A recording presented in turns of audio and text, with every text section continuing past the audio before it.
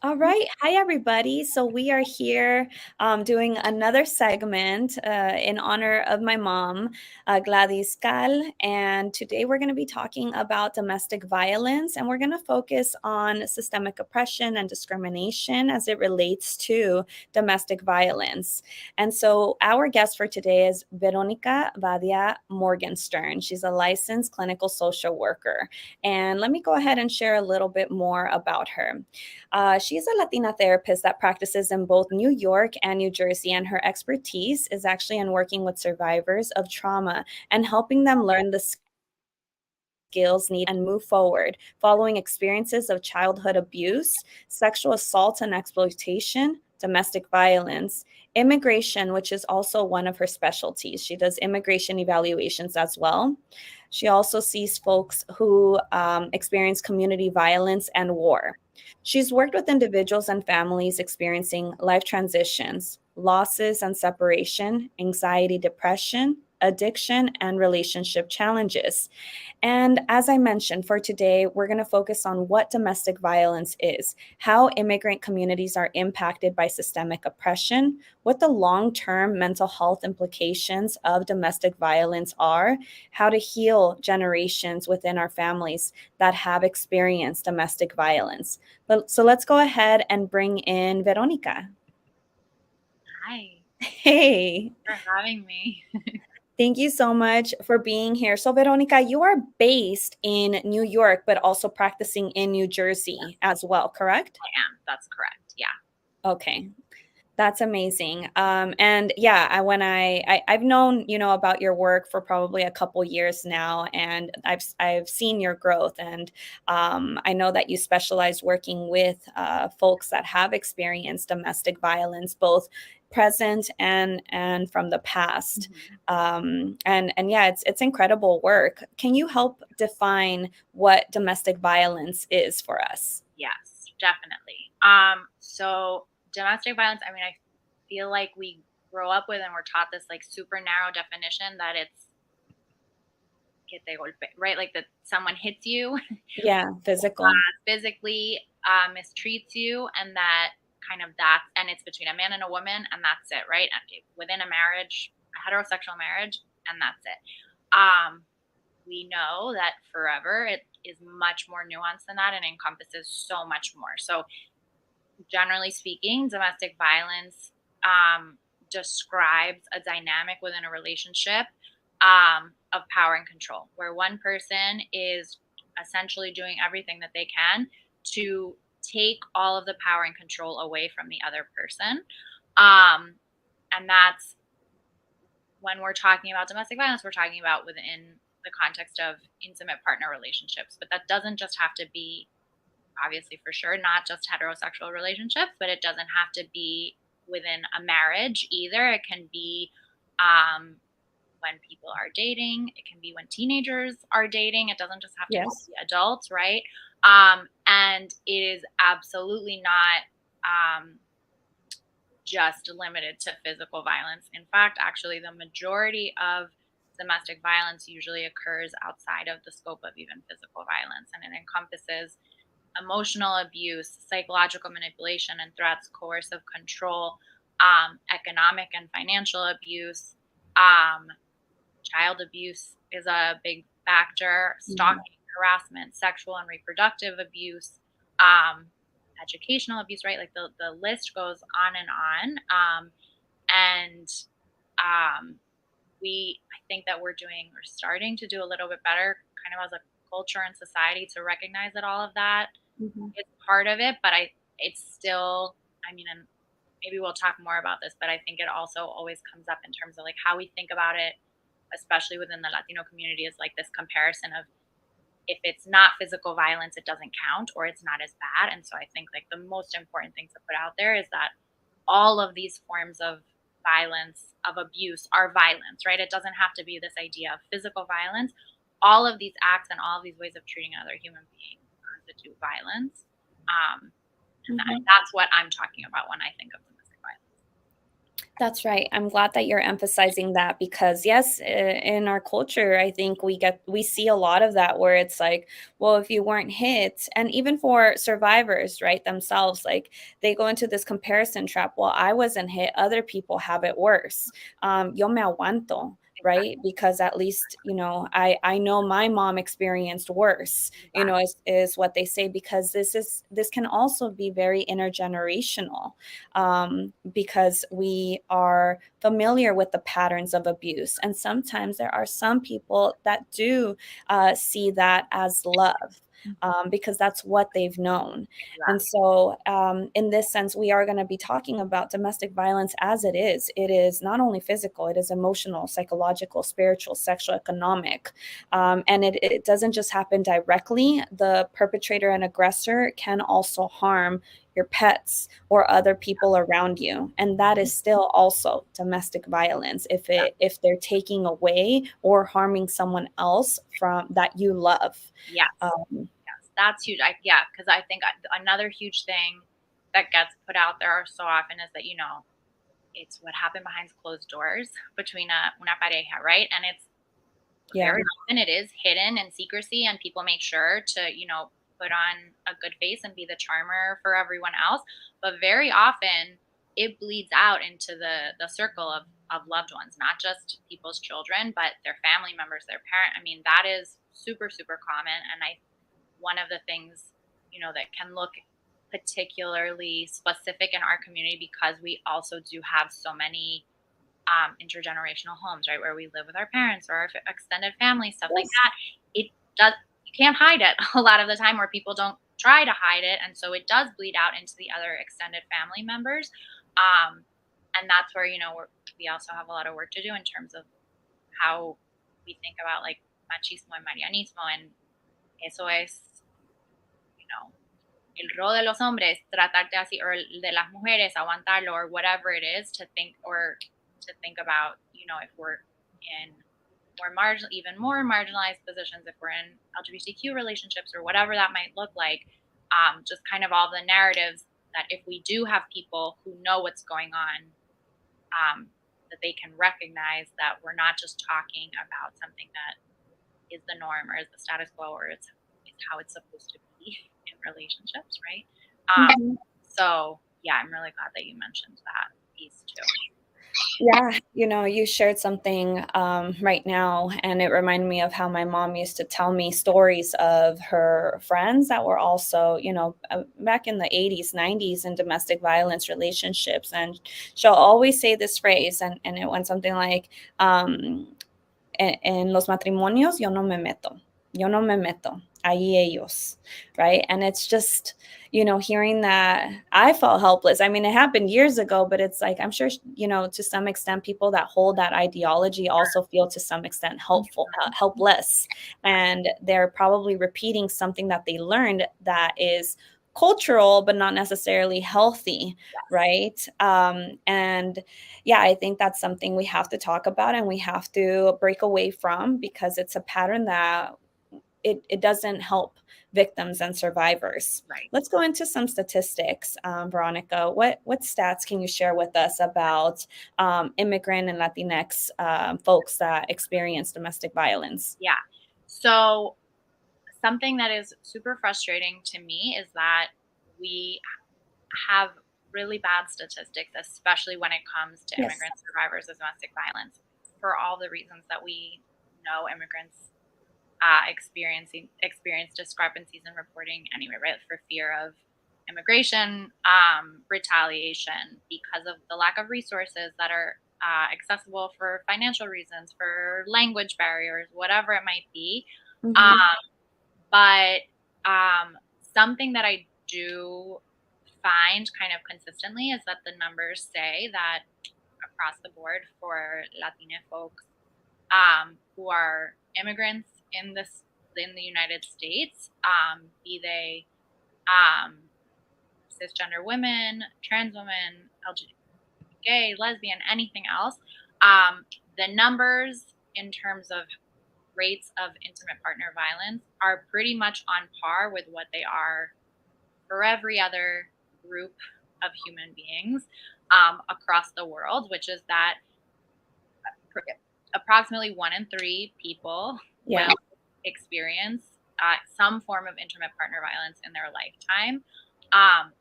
Something that I see a lot, which I take issue with again, because I think that it looks different, but we're not taking into account, right, the nuances of what it looks like to be an immigrant in this country, especially a newly arrived immigrant, is that a lot of the numbers say that newly arrived immigrants experience lower rates of domestic violence than folks who have been here for longer periods of time, or for Latinas who were born in the United States. And I think that the reason for that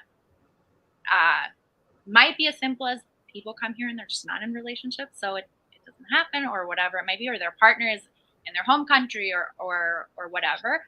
But if you're talking about somebody who has just arrived in this country, whether they came already with a visa in their hand or whether they're coming undocumented and were detained by ICE or not, right? You're in a brand new place where maybe you speak the language.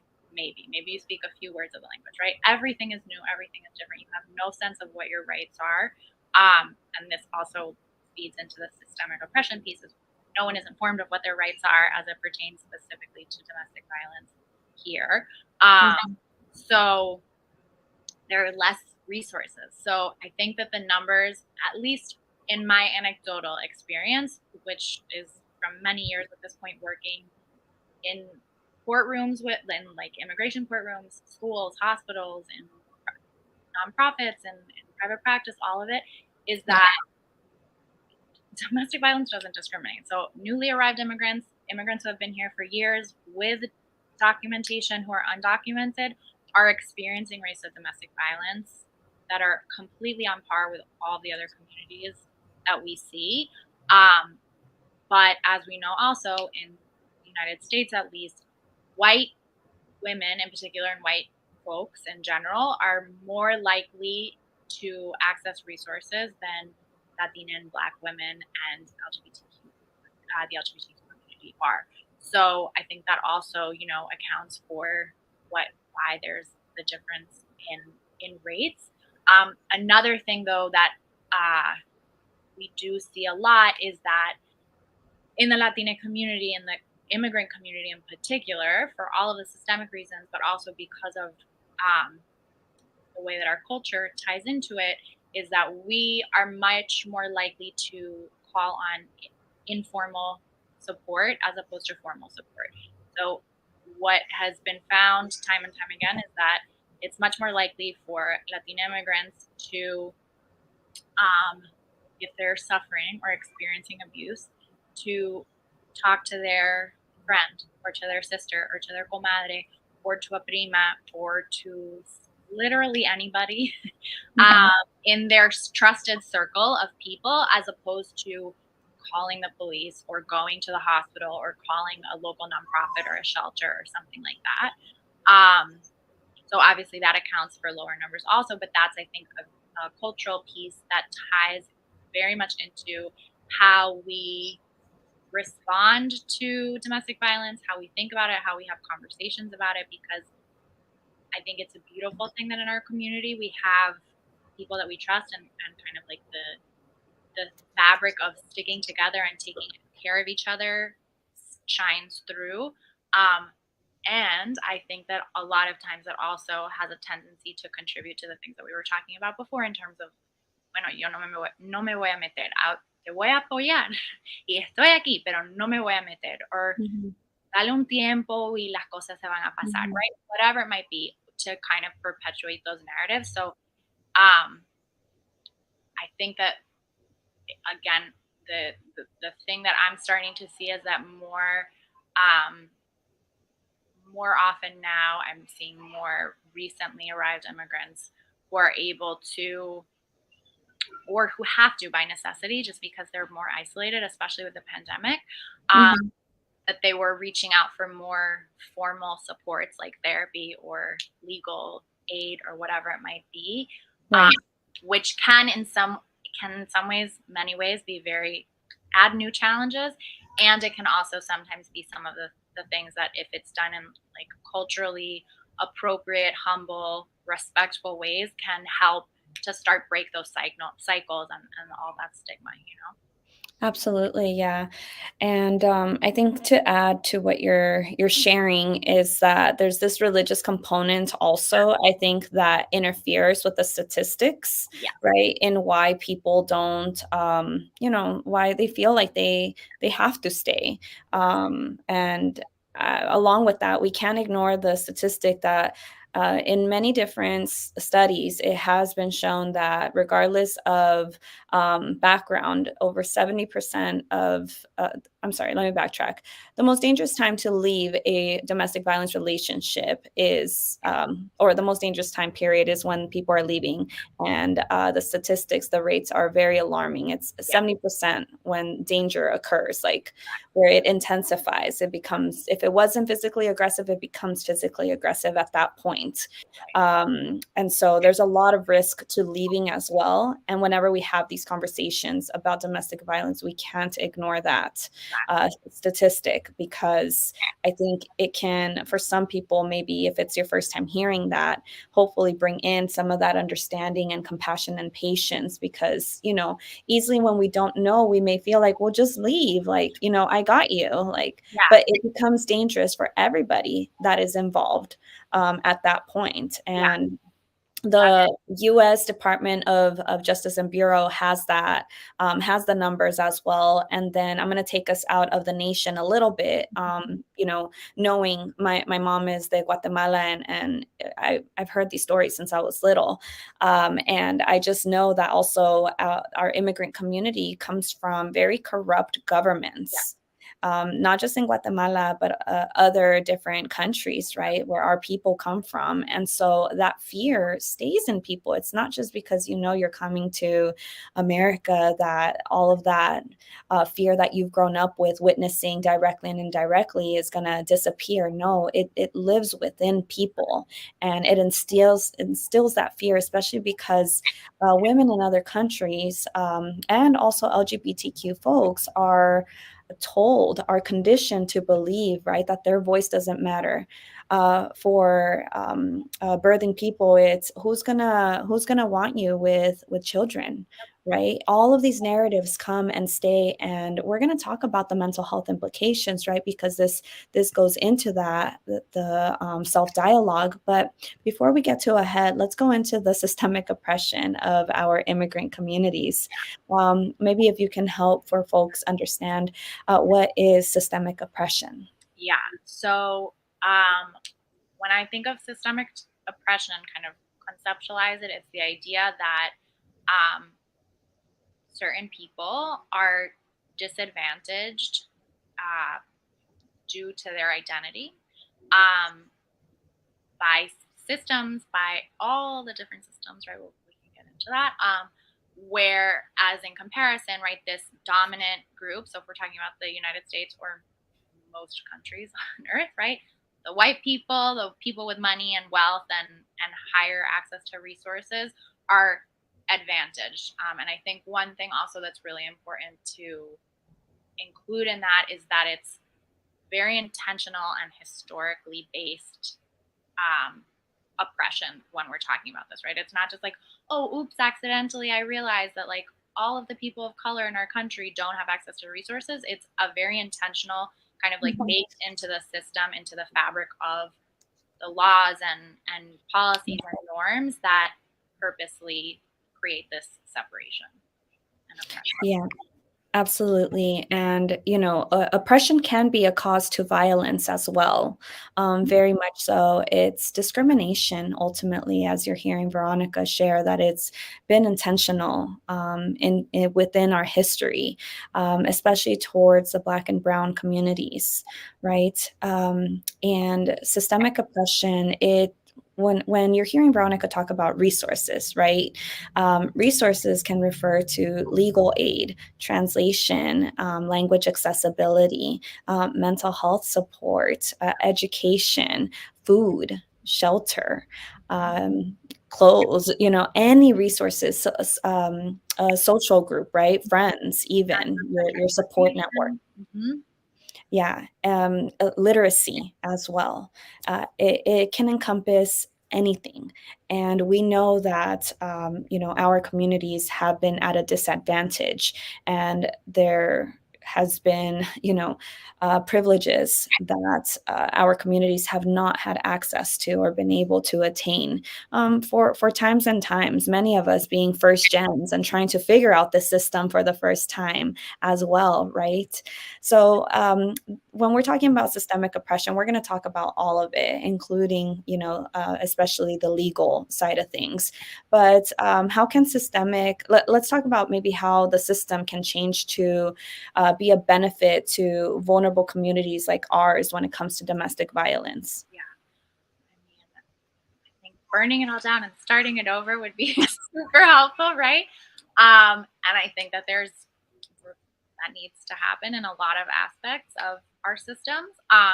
But realistically, also, some people don't have time. A lot of people, most people who are in abusive situations, don't actually even have time to wait for the system to change itself, right? So that's where we have to come in as individuals, whether we're mental health professionals, friends, comadres, primas, whatever it is. Like, this is where we have to come in and do what we can to advocate and try and create systems changes ourselves.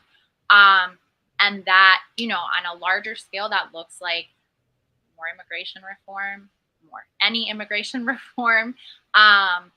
It includes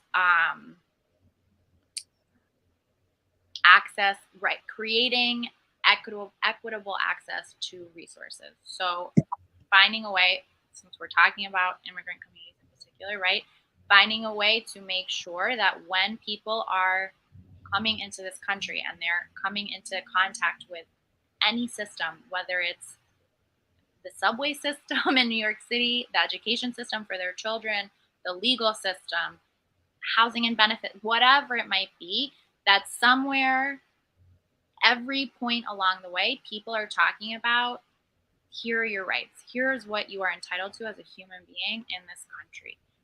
And it doesn't matter if you're just here because you need money for gas or a metro card in New York City to get on the train. We're going to tell you to make sure that these are what your rights are when you're interacting with law enforcement, with anyone who's an official authority figure, right? Because a huge piece of domestic violence in Latina immigrant communities is that immigration status and systems of oppression get used against victims and survivors, right? So the idea that you're going to be deported if you say anything, that your children are going to be taken away from you, that you're going to get arrested, that if you ask for help for your children because you want it, because you need it, period, but also because you're trying to leave your partner, right? That then the burden is going to be on your children to pay back their benefits for the rest of their life, whatever it is, right? Like, all of these things get used and exploited in favor of perpetrators against survivors. And you have to really go out of your way to find the information that's correct and find information that will tell you, oh no, this person is wrong and they're lying to you and it's part of their abuse, right? So it looks as simple. It's not simple, but it looks as basic as, I used to work run a legal program working with children who had recently crossed the border, who from Latin America, who had crossed and now had to appear in front of immigration judges.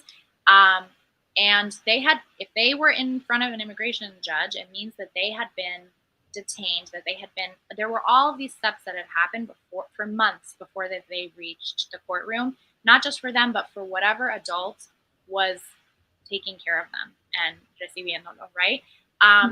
And usually not once did anyone know what their actual rights were as it pertained to having a lawyer, as it pertained to the different types of immigration relief that exist specifically for people who either have come here fleeing domestic violence, or who are experiencing it here. No information about people's rights as it pertains to health insurance for children, nothing. So something that we did was, before you saw the judge, you had to sit through a presentation where we explained to you these are what your rights are, and this is what you are entitled to as a human being here. It doesn't matter that you are undocumented. It doesn't matter this. It doesn't matter that you don't speak English. It doesn't matter anything. These are what your rights are.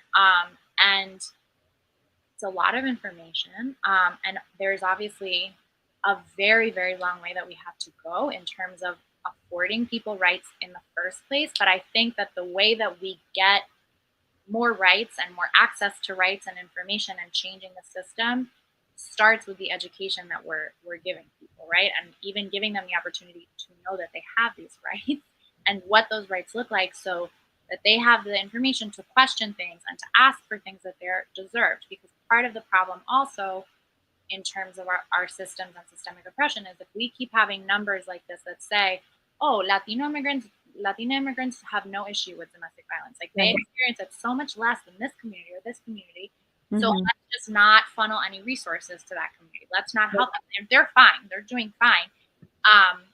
That negatively affects us and creates even more isolation and more violence and more of a community of more of an environment of fear and a lack of information. Whereas if we have, and if we're giving immigrants the information about what they deserve, what their rights are, then it's not always going to be the case. You know, it doesn't mean that everyone's going to all of a sudden start going and reporting or talking to people or asking for help, but it at least plants the seeds and at least makes people start having the conversation. And some people will take that information and do something about it and ask for help, so that, you know, if enough of us and enough of our family members and our friends and our community members are saying something and asking for help, then that has to be paid attention to, right? And ideally, these systems should change to fit the needs. But that's also where then the fighting and the burning stuff down has to come in, you know, burning the systems down to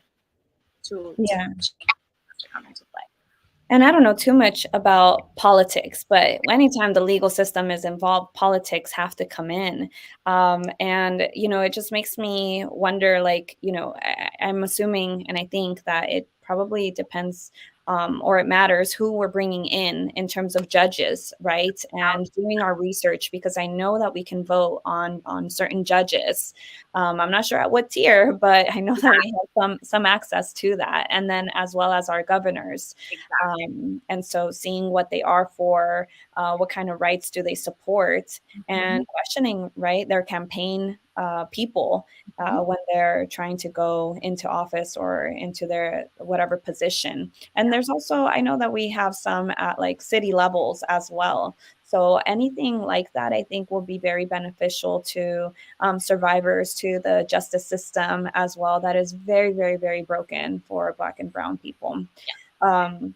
Yeah, and in terms of how it can change, yeah, you know, you started off the answer with this, and I want to emphasize it, is that anybody who is working with the immigrant and or undocumented population needs to really humanize the person, because you know, time and time, the stories haven't changed in how people are so discriminant towards immigrant and undocumented and or, right, because it depends on status, undocumented people. And it's even children, you know, children, as you were sharing, right, victims themselves. So that humanization part is so important, and part of why systemic oppression is still in existence. And yeah, we need a whole revamp. But what we have access to is we can volunteer or support agencies and organizations that are doing these Know Your Rights campaigns and work directly with domestic violence survivors.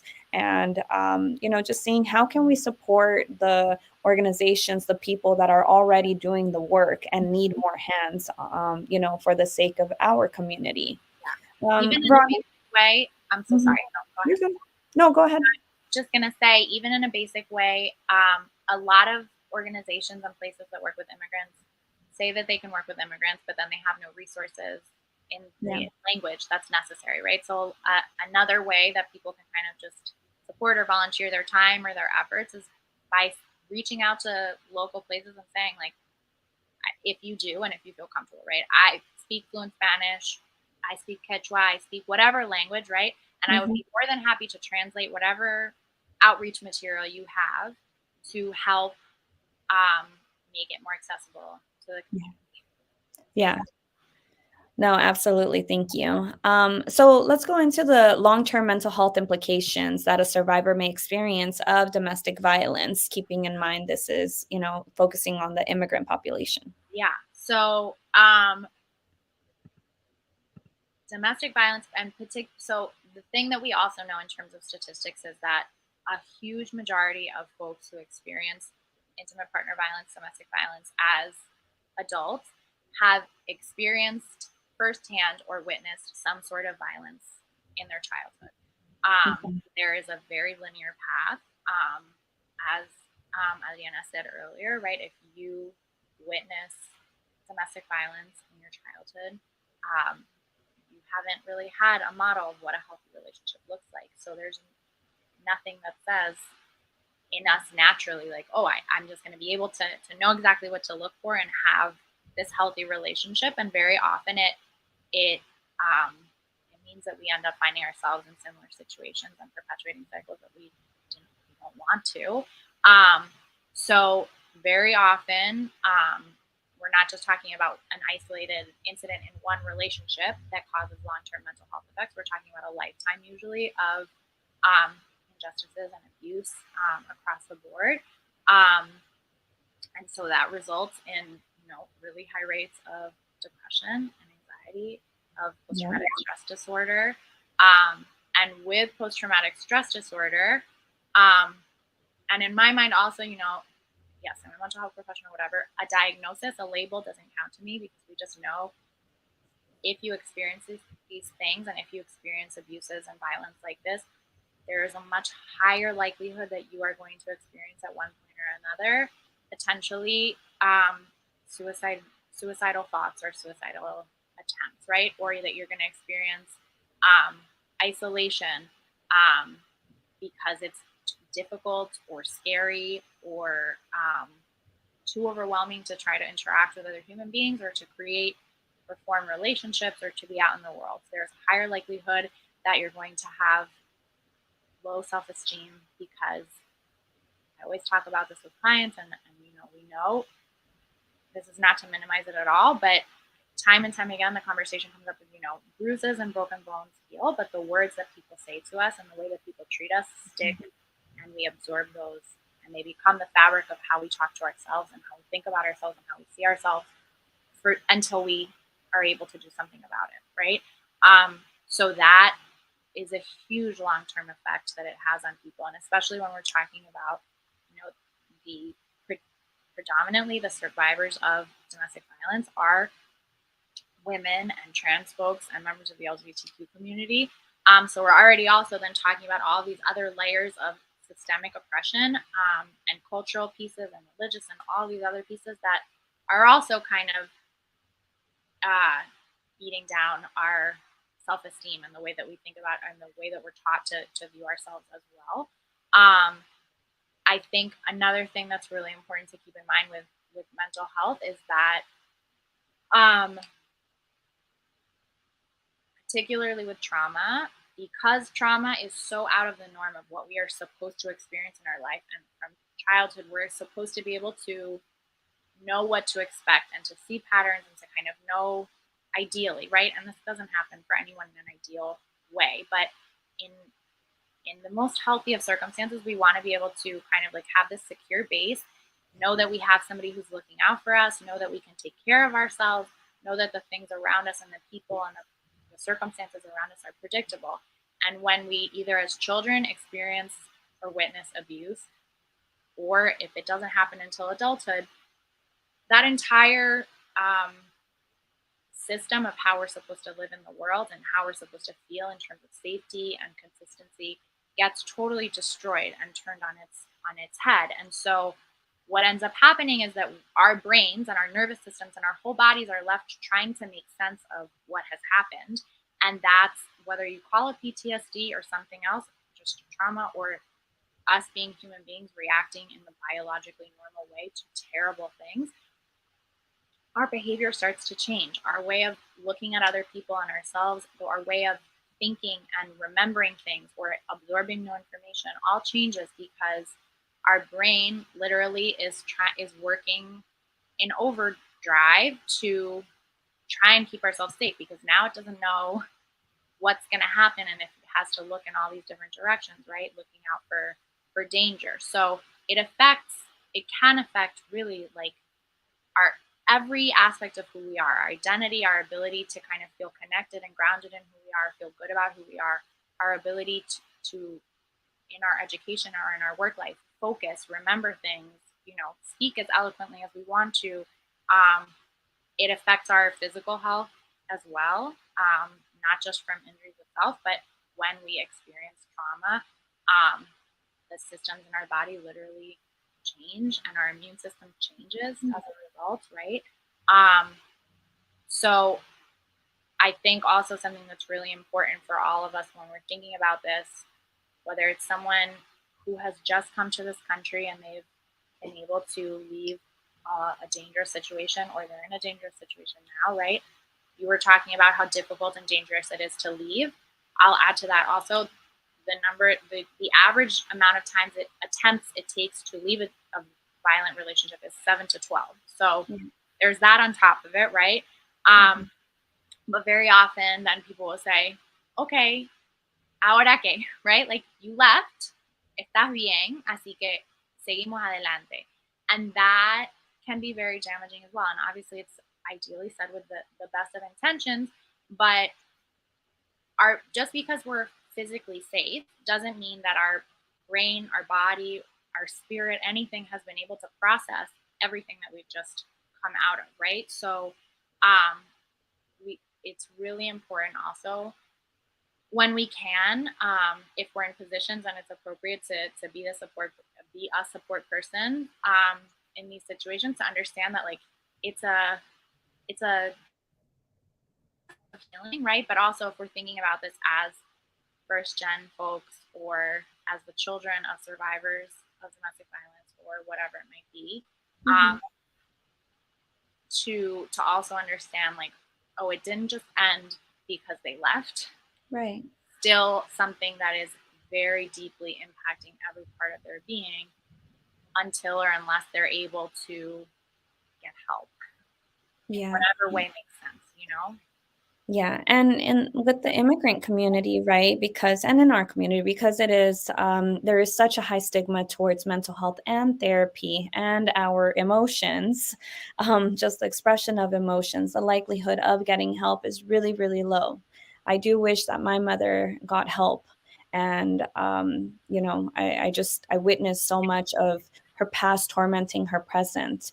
The way that domestic violence, from what I noticed as a child of immigrants and a survivor of domestic violence, was that, it impacted the way she parented. She was definitely irritable, always like just like energetic in terms of just anxious energy, and it came out as irritability because of that trauma, and probably depression as well. She was never formally diagnosed, but what I do recall is when I was very little, she would, and maybe it happened to my other siblings, but she would always share with me these experiences of domestic violence. From a very, very young age, I remember hearing her stories. And I do now, as an adult, I feel and I know that this is such a common experience because our parents didn't have that safe space or anybody to tell those stories to. So they told their children. And maybe there was, but certain households like mine didn't have education about appropriate developmental awareness. And so my mom didn't know that it wasn't appropriate to share with your child all of your traumas and domestic violence experiences. Another memory briefly is she would describe her perpetrator in the sense of, if you see a man that looks like this and like that, you need to take the phone, because we had landline before, run to the closet and lock yourself in. So I grew up extremely fearful and anxious because now I was, now I can articulate it. Now I was intergenerationally impacted by the domestic violence. Now I feared for, in my neighborhood, which he was in Guatemala, but because she feared. You don't know the difference. Yeah. Yeah, she had that fear that he would follow her. So it happened, years ago, but it stayed with her so present, like it does with many domestic violence survivors. And that comes with trusting your environment again, trusting that you are safe, right, in the new home that you have created, trusting the people that you love as well. Because to some extent, I don't think that she also trusted us. I think she also felt that we would repeat that pattern in some way. And so, what I witnessed was that she always fought for that power and control back. And that's what I witnessed in my practice as well. And Yeah, so it's a very, I can't emphasize enough how much of a long-term impact it can have, domestic violence, because it is a trauma. absolutely. Yeah. So, Veronica, how can people heal, from domestic violence? What are your suggestions? Yeah. I think first being courageous enough to recognize it as domestic violence, to recognize it as something that was not okay, and that you didn't deserve, um, is super important, right? Because if we so often, whether it's because of survival or what we're taught or whatever it might be, particularly in immigrant communities, in the Latina immigrant community, the idea that I was talking about before of, okay, ya pasó, vamos pa'lante, is kind of what gets adopted even when you're out of the situation, even if you're still really suffering and struggling. And it takes a lot of courage to say, okay, me voy a parar for a minute, right? Like I need to take a second and actually acknowledge what has what I have gone through and what I've been through, and um my strength, but also how difficult and terrible this has been. And so, therapy is not for everyone. It's just not going to be the right thing for everyone. But I know for a fact that therapy, for people who have experienced trauma, for people who have experienced domestic violence, for immigrants who have experienced domestic violence, can work. It can be really helpful to see the patterns, understand it, heal the emotional aspects of it, learn tools to navigate those really difficult emotions that come up, whether it's mistrust or irritability or fear or sadness or whatever it might be, um, to break those cycles for yourself, for themselves, but also, especially with parenting and all of that. It, but again, therapy is not for everyone. It can look like figuring out ways that you can kind of counteract the impacts of the violence. So if someone has come out of a situation and they are feeling fearful, or they're feeling like they're not good enough, or like it was their fault or whatever that might be, right? For that fear, it's about figuring out ways that we can feel and that we can build and create safety for ourselves, right? Taking some of that power and control back, not so that we're taking it from other people now, Right. but so that we are building a sense of power and control that we have over our own lives, over our own actions, over our own emotions, all of that, right? In a healthy way. So we figure out, what are the things that make me feel safe, and how can I include those in my life? What are the things that make me feel like I'm in control of my day-to-day activities, a routine, whatever it might be, right? It's little things, but it's the little things that people are robbed of in domestic violence that make them feel, and make it so easy for us to feel when we've experienced that, completely lost and out of control, and scared and without a center.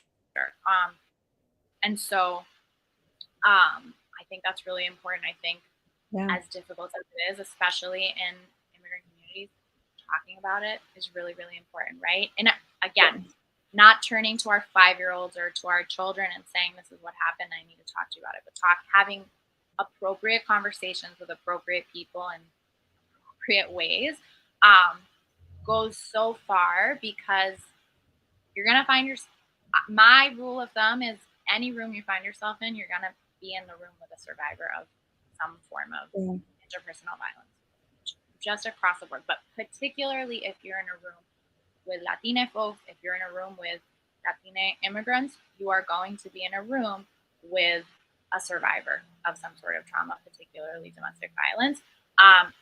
In our culture, religiously, community-wise, right? Like the idea very often is, si no lo hablamos, no existe. And that's a really big problem of like, we just are going to keep silent about it. And like, we all know this thing happened, pero no me meto, or we're going to talk about it como si fuera el chisme, right? And like talk about it behind their back, but we're not actually going to do something about it or actually confront it or have a conversation about it together out in the open, so it stays stigmatized. So there is so much power in coming together as a community, coming together, particularly in immigrant communities, to say, like, this is a thing that's happening. This is what happened to me. That we need to talk about this, right? Whether it's to try and make changes with how it gets addressed or whatever, or if it's just to say, this is what happened. This is a real thing for our own sakes or for somebody else, so that they hear it and they know, like, oh, I don't have to suffer this in silence, right? And then the other piece too, I think that's really important, especially since we are talking about immigrant communities and many of us are first gen, right? And so we grew up in some way maybe interacting with this with our parents or family members or whatever, right? Is there's also the piece of the intergenerational trauma that exists, the intergenerational trauma of the immigrant experience, but then you add on to the layer of it, right, of domestic violence. And so I think it's really, really important for people, folks who grew up either witnessing domestic violence or hearing about it or whatever it might be, is to first know that it's not your fault and that you didn't have control over, right? Because a lot of times children get thrown into the middle of it, and it's really, really awful and it's dangerous, but emotionally it has really negative, dangerous consequences on people's mental health and their well-being. But also, you know, as we are the next generations after immigrant communities, or if we have our immigrant cousins or whatever it might be here with us, is to think about the ways that we can also heal, right? You're doing such beautiful and amazing things for our community and for yourself and all of it, right? By doing this in honor of your mom and figuring out different ways that healing can happen even after a person is gone or after they're out of the situation or whatever it might be. But I think that we all have to keep in mind that the healing is an active process and it keeps going, and we have to be the ones to keep doing it, because very often, for a million different reasons, our immigrant parents or our immigrant siblings, friends, cousins, whatever it might be, maybe won't be able to do it. And even if they do, we also have to be able to do our own stuff and then figure out how we can do that, whether we're doing it for the sake of our own individual life moving forward, for our children, for the way that we're parenting, right? Because all of that stays very much alive. So whether it's therapy or figuring out the different, like actually being able to take charge of your life and decide what you want for yourself instead of people telling you what it should look like or not, right? Or deciding to take the steps to really think about what a healthy relationship looks like, not just this like fantasy idea or whatever, or not just better than this horrible example that I had, right? But like, what actually was a healthy relationship for me, and what does that look like? How can I figure out how to problem solve in my day-to-day life, right? Like all these things that we aren't taught. And if we are taught something, very often it's by negative example, unfortunately. I think that we, like in our community and the immigrant community, to take that time to recognize that this is something that like collectively we do always have to be working on healing, because it stays so much alive, especially when we talk about it. No, absolutely. And, you know, I think to add to just the therapy component piece for everybody that is watching and going to watch afterwards, is keep in mind, you know, that maybe if you've had a negative experience in therapy before with a therapist, to interview a future one, and make sure that, especially as it relates to domestic violence with someone that is an immigrant, that they have that experience. They are trauma informed first and foremost, and you get to ask them, in your history, how often do you get to work with the immigrant population? How often do you work with, or how do you work with domestic violence survivors, and see how comfortable your answer is. And if you are a child of somebody that's experienced domestic violence before and they're ready for therapy, you can call the therapist yourself. So I think as long as they're trauma informed and you understand how they work with domestic violence and the immigrant community, then it would be, as long as you feel comfortable with that, then it could be a good fit.